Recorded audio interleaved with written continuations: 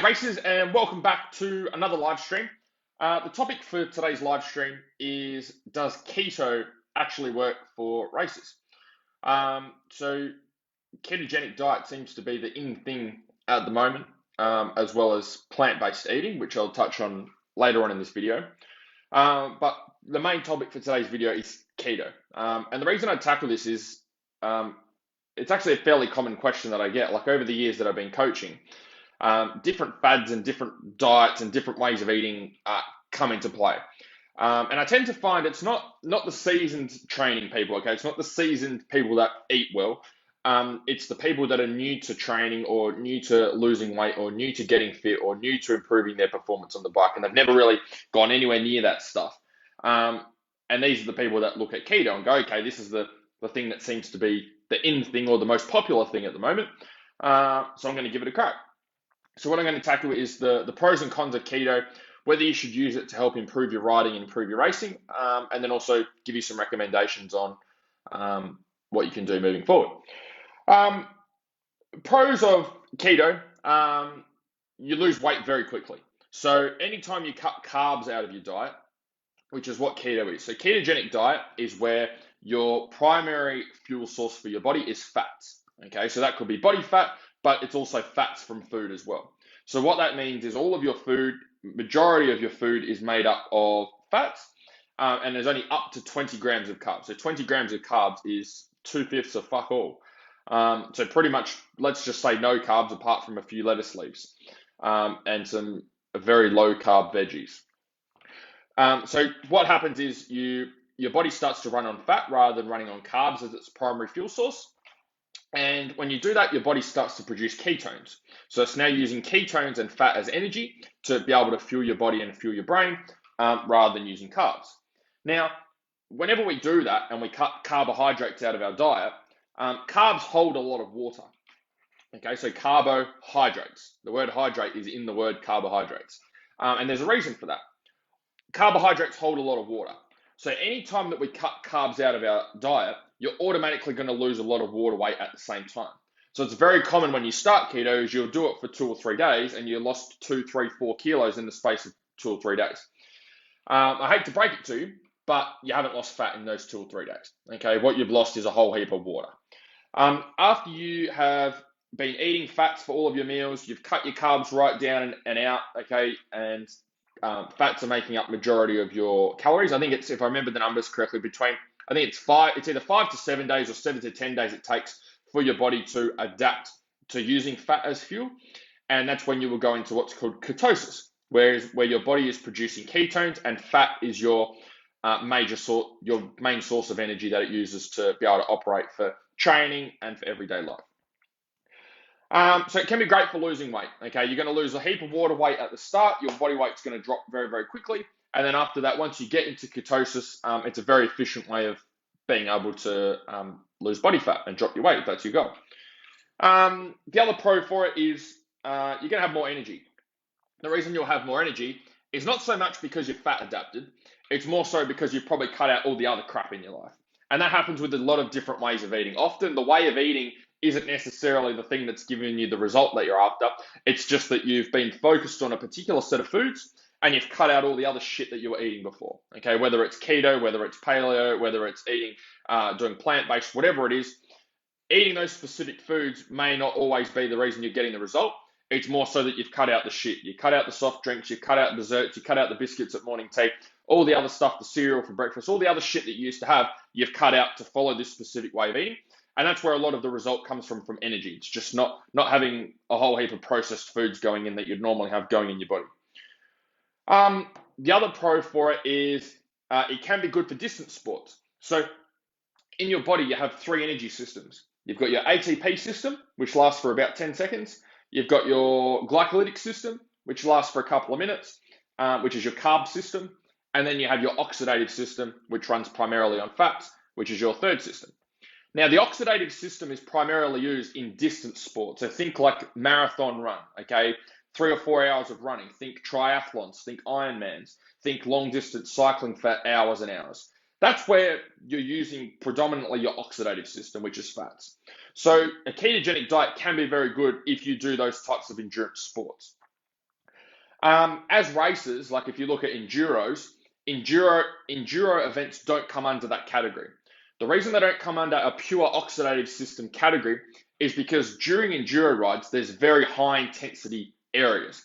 So like it might be fairly easy riding, and then you've got a hill climb, or you've got a rock garden, or you've got a log to get over. Okay, you've got a steep downhill.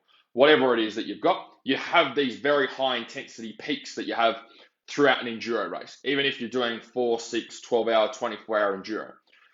When you're doing like an Ironman or a marathon, you don't. Okay, it's just like pounding the pavement, consistent intensity all the way through. You don't have those peak periods of absolute all-out intensity. So enduro rides use the glycolytic and oxidative system, not just the oxidative like longer distance events. That's the pros. The cons. First of all, give me a thumbs up, guys, if you are following on the video. Hey, Dave, just helps to show this video to other people that may or may not be interested in the keto diet, and also shows me that you're on the video as well, because Facebook doesn't always give me the names. Beautiful. There we go. Seeing some come through. Cons of the keto diet, okay, or keto way of eating. Hey, Bill. It's not ideal for high intensity.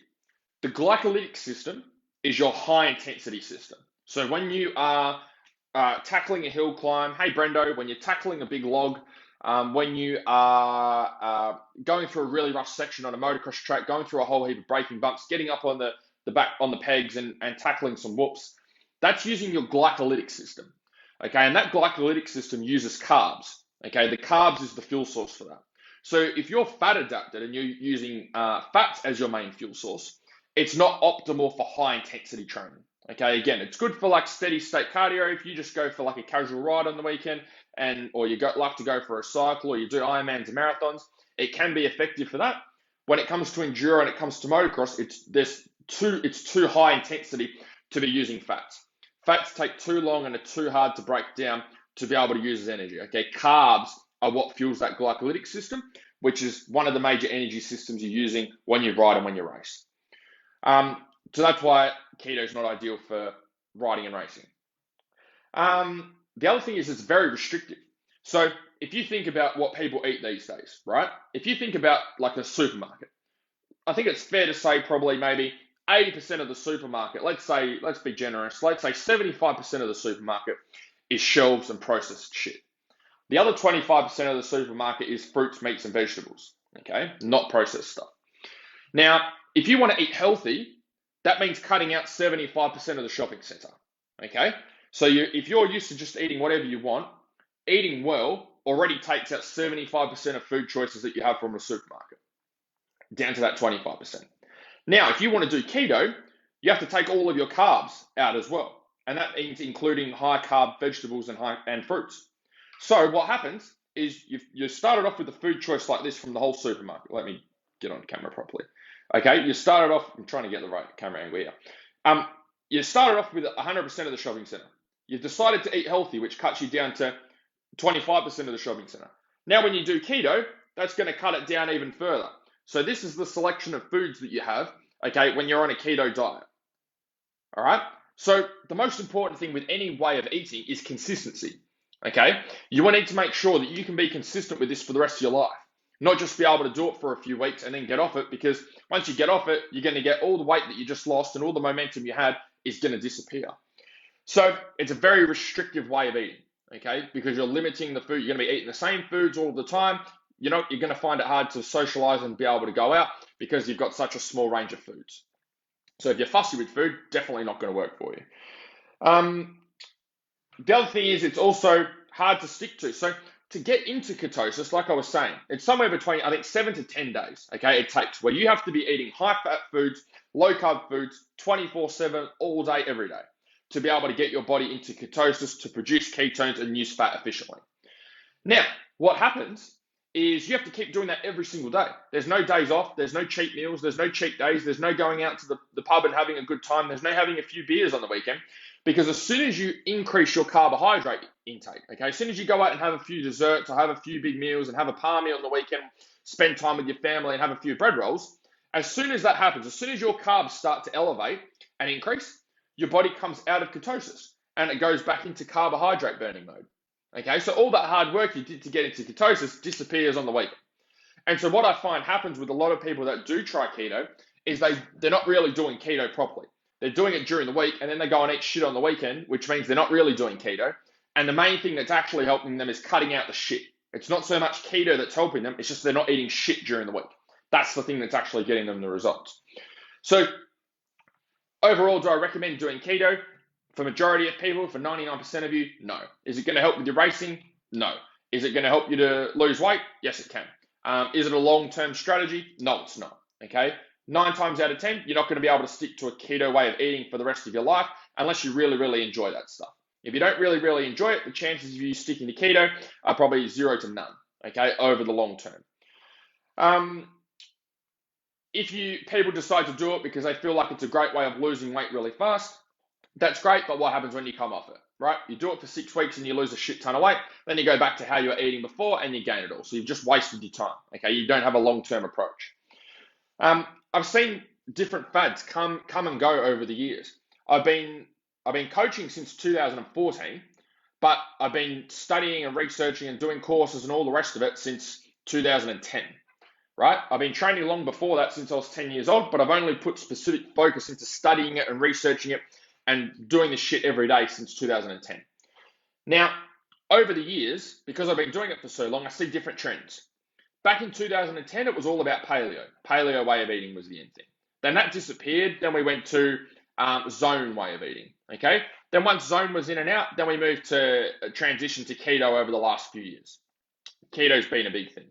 Now, keto's kind of on the way out, to be honest. Now it's plant-based. Okay, now I can go down the road to the local cafe and they're doing plant-based burgers. You can go to Hungry Jack's and they've got plant-based stuff that they're doing there. Okay, that's the in thing now. Now this will come and go as well. Plant-based will come and go, and then we'll be on to the next thing. We'll probably forget about paleo that we did 10 years ago, and that will come in, and everyone will think that that's brand new. Keto's not brand new. Paleo's not brand new. Zone's not brand new. Plant-based isn't brand new. That shit's been around for hundreds of years. It's just that we forget about it, and then it comes back again, and everyone thinks that it's brand new, so everyone jumps on the bandwagon. These are nothing more than fads, okay, that come and go. Okay, they cycle like this with popularity over the years. What actually works is eating well and fueling your body for performance. Okay, fueling your body for performance and fueling your body with good quality food has been the same for hundreds of years. That stuff, there's no groundbreaking stuff that's come through in recent years when it comes to nutrition. Okay, big groundbreaking stuff. All of the other things might seem groundbreaking, they might sound groundbreaking, people might promote them as groundbreaking, but they're not. It's the same shit that's always been around for years, okay? Or that as old, and then it's just been recycled and brought out again. So my recommendation for you guys is eat what your body needs to perform. Eat fruits, eat meats, eat vegetables, and once you can do that consistently and cut out all the processed food and eat shit, then you can start to do things that are a little bit more advanced. You can look at nutrient timing. Hey, Adam, you can look at how do you use carbs to perform better on race day. You can look at, okay, what things do you do to help you to recover? But the biggest thing is people are looking for this quick fix. Okay, people are looking for this magical diet that's going to allow them to lose a shit ton of weight. And the problem is losing weight isn't the problem. Okay, most of you know what you need to do. If you want to lose weight and you want to get healthier, most of you know what you need to do.